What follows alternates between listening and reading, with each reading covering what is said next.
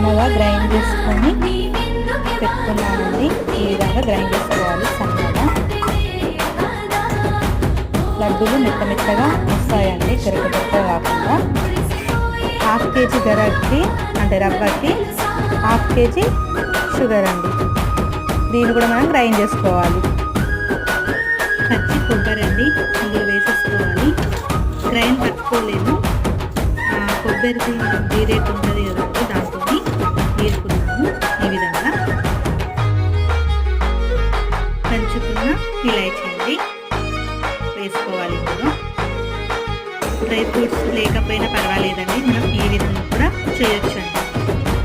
Next చక్కెర వేయాలండి. చక్కెర కూడా గ్రైండ్ చేసుకున్నాం.